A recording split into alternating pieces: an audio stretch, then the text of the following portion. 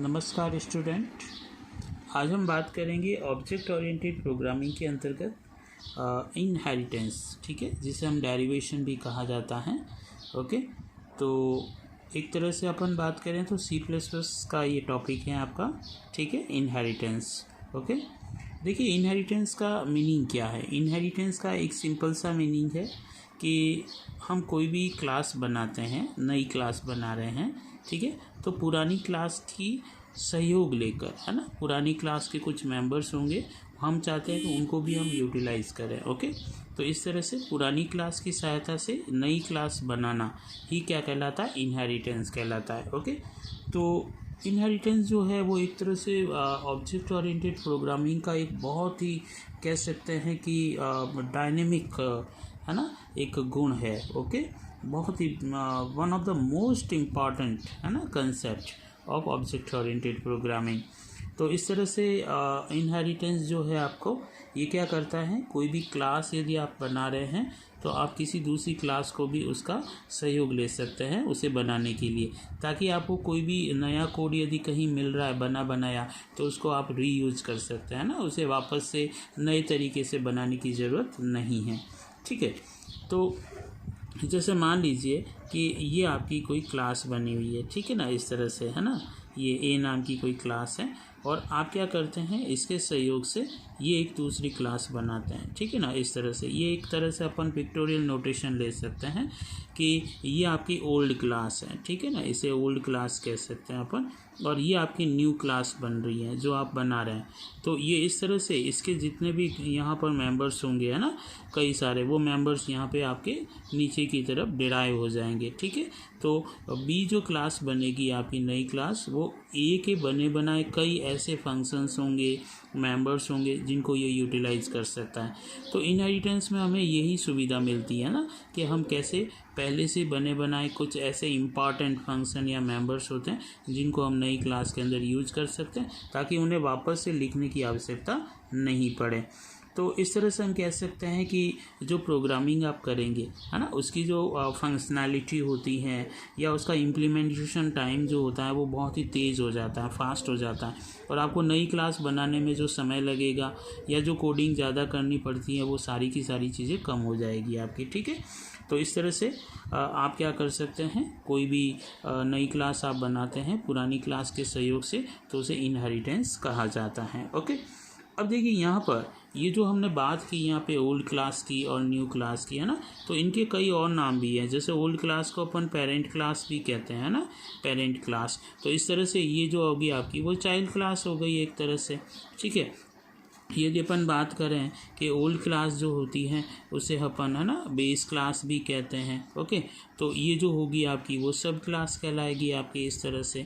Okay, तो हम यहाँ पर कई नाम दे सकते हैं। यहाँ पे ओल्ड क्लास तो ये न्यू क्लास हो गई, है ना, इनसे डिराइव हो रही है आपकी। पेरेंट क्लास है तो ये चाइल्ड क्लास इससे डिराइव होगी, तो कई ऐसे गुण होंगे जो पेरेंट के चाइल्ड में आएंगे।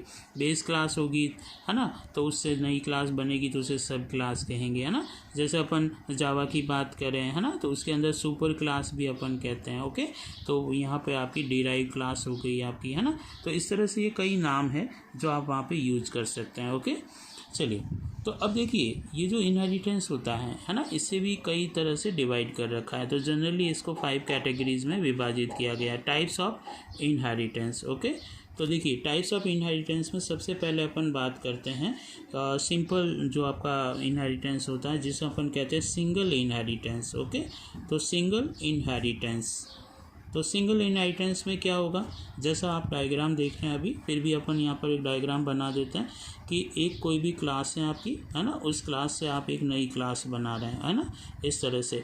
तो ये आपकी क्या हो गई, आपकी ओल्ड क्लास, है ना, जिसे अपन बेस क्लास भी कहते हैं। तो ये बेस क्लास अपन मान लेते हैं यहाँ पर, है ना, ओल्ड क्लास, और ये आपकी नई क्लास बन रही है, यानी कि सब क्लास बन रही है। तो जब भी कोई इनहेरिटेंस होता है तो जो नई क्लास बनती हैं जिसे अपन कहते हैं सब क्लास या डिराइव क्लास, है ना, तो उसकी यदि कोई एक बेस क्लास है ना, यानी वो जो नई क्लास बन रही है वो डिराइव किससे हो रही है, केवल एक सिंगल बेस क्लास से हो रही है, ओनली सिंगल। ठीक है, केवल एक होगी तो उसे अपन सिंगल इनहेरिटेंस कहेंगे। ठीक है, इसी तरह से यदि अपन बात करें यहाँ पे मल्टीपल इनहेरिटेंस की, है ना। तो जैसे नाम से ही पता लग रहा है आपका मल्टीपल, है ना। तो मल्टीपल इनहेरिटेंस में क्या होगा आपका कि ये जो आप नई क्लास बनाएंगे, है ना, जैसे मान लीजिए यहाँ पे कोई भी एक नई क्लास बना रहे है ना, जैसे बी आप एक नई क्लास बना रहे हैं, तो उसके लिए जैसे मान लीजिए एक्स एक क्लास हो गई, है ना, वाई एक क्लास हो गई, जेड एक क्लास हो गई। तो इन सभी क्लासेस के सहयोग से आप क्या करेंगे, वो नई क्लास बनाएंगे, ठीक है। तो ये सारी की सारी क्या हो गई, आपकी बेस क्लासेस हो गई, है ना, बेस क्लासेस। और ये एक आपकी नई क्लास बन रही है, यानी कि सब क्लास हो गई, ठीक है। तो कोई भी आप नई क्लास बनाते हैं, उसमें यदि आप डेरिवेशन या इनहेरिटेंस जो आप करते हैं या सहयोग जो लेते हैं, ठीक है ना, वो एक से अधिक क्लासेस का लेते हैं, है ना, एक से अधिक बेस क्लासेस का सहयोग लेते हैं, तो उसे अपन मल्टीपल इनहेरिटेंस कहते हैं। जैसे यहाँ पे देखिए डायग्राम से ही पता लग रहा है कि नई क्लास बन रही है आपकी बी, उसमें एक्स वाई जेड पुरानी क्लासेस हैं, तो उनके कुछ मेंबर्स यहाँ पे आ जाएंगे, ताकि बी के लिए जो भी नई कोडिंग आप करेंगे तो उसमें एक्स वाई जेड के अंदर कुछ पुराने मेंबर्स होंगे, उनकी कोडिंग एज इट इज़ आप यूज़ कर लेंगे, तो इसे मल्टीपल इनहेरिटेंस कहते हैं आप, ठीक है। इस तरह से एक तरह से ये डिराइव क्लास हो गई आपकी, है ना, ऐसे। और ये आपकी old class, base class, parent class, जो भी आप नाम देते हैं ना, इस तरह से, ठीक है, सुपर क्लास ऐसे। अब यदि अपन बात कर रहे हैं थर्ड, तो मल्टीपल, है ना, वर्ड मल्टीपल की जगह मल्टी लेवल आ जाएगा, है ना, मल्टी लेवल इनहेरिटेंस। ओके, तो ये कन्फ्यूज़न नहीं रखना है, मल्टी लेवल है ये मल्टीपल है। मल्टी लेवल में क्या होगा, जैसे मान लीजिए ये एक आपकी बेस क्लास बनी हुई है ना, मतलब पुरानी क्लास है, तो इसके सहयोग से आपने क्या किया, एक नई क्लास बना दी बी, और फिर इसी के सहयोग से आपने एक और नई क्लास बना दी सी। तो ये आपका क्या हो गया, मल्टी लेवल्स हो गया। यदि इन दोनों की बात करें तो ये आपकी ओल्ड क्लास हुई, है ना, और ये न्यू क्लास हुई, और इनकी बात करें यहाँ पर तो ये न्यू क्लास हुई, लेकिन इसके लिए ये ओल्ड क्लास हो गई, है ना, यानी ये डिराइव क्लास हो गई एक तरह से, है ना, इस तरह से। और ये आपकी क्या हो गई, बेस क्लास हो गई। ओके, नाम आप कोई भी यूज़ कर सकते हैं, मैं यहाँ सब क्लास भी लिख लेता हूँ। तो यहाँ देखिए बहुत सिंपल सी चीज़ है कि यदि कोई पुरानी क्लास से कोई नई क्लास बन रही है, यानी किसी पर्टिकुलर कोई भी एक डिराइव क्लास है, जैसे बी, है ना, ये डिराइव हो रही है किसी एक बेस क्लास से, ठीक है। फिर उसी डिराइव से अपन क्या कर रहे हैं, एक और नई डिराइव क्लास बना रहे हैं ना, यानी सब क्लास बन रहे हैं, तो उसे मल्टी लेवल इनहेरिटेंस कहते हैं अपन, है ना। तो बहुत ही सिंपल सी डेफिनेशन है कि derive a new class using any old one derive class, है ना, तो उसे अपन मल्टी लेवल कहते हैं। कि यदि कोई आप नई डिराइव क्लास बना रहे हैं किसी पुरानी डिराइव क्लास से जो ऑलरेडी डिराइव्ड है किसी से, तो उसे मल्टी लेवल इनहेरिटेंस कहा जाता है, ठीक है। तो इस तरह से, तो ये आपका इनहेरिटेंस मल्टी लेवल हो गया आपका, ठीक है। नेक्स्ट अपन बात करें तो हायरार्किकल इनहेरिटेंस होता है आपका, ठीक है। तो हायरार्किकल यानी वर्गीकृत, है ना। तो हायरार्किकल इनहेरिटेंस कैसे होगा आपका, तो हायरार्किकल इनहेरिटेंस बहुत ही सिंपल सा, देखिए जैसे ये आपकी एक क्लास है ना, ए क्लास है, तो इस ए क्लास से आप क्या करते हैं, मल्टीपल, है ना, खूब सारी नई क्लासेस बना देंगे आप, है ना, जैसे बी सी डी, ये डायग्राम अपन है, तो ये यहाँ पे भी डेरिवेशन आपकी यो सहयोग कर रहा है, यहाँ पे भी कर रहा है और यहाँ पे भी। तो ये आपकी एक ओल्ड क्लास हो गई, यानी एक आपकी बेस क्लास हो गई, ठीक है, बेस क्लास कहते हैं या सुपर क्लास कहते हैं, इस तरह से। और ये सारी की सारी मल्टीपल क्या हो रही हैं, आपकी डिराइव क्लास हो रही हैं आपकी, है ना, नई बन रही हैं आपकी क्लासेज, है ना, यानी सब क्लासेज हो रही हैं। तो एक से अधिक सब क्लास, ये जो आपकी सब क्लासेज हैं ना, तो एक से अधिक सब क्लासेज या एक से अधिक डिराइव क्लासेज यदि सिंगल किसी एक सुपर क्लास को या बेस क्लास को या पेरेंट क्लास को रखती हैं, ठीक है, तो उसे अपन हायरार्किकल इनहेरिटेंस कहते हैं। तो यहाँ पे क्या हो रहा है, मल्टीपल जो आपकी सब क्लासेज हैं वो किससे डिराइव हो रही हैं, एक सिंगल बेस क्लास ए से हो रही हैं, तो इसे हायरार्किकल इनहेरिटेंस कहा जाएगा, ठीक है, इस तरह से। तो इसी आधार पे यदि अपन बात करें, ठीक है ना, इनहेरिटेंस के अंतर्गत, है ना, तो नेक्स्ट इनहेरिटेंस के अंतर्गत अपन बात करें यहाँ पर,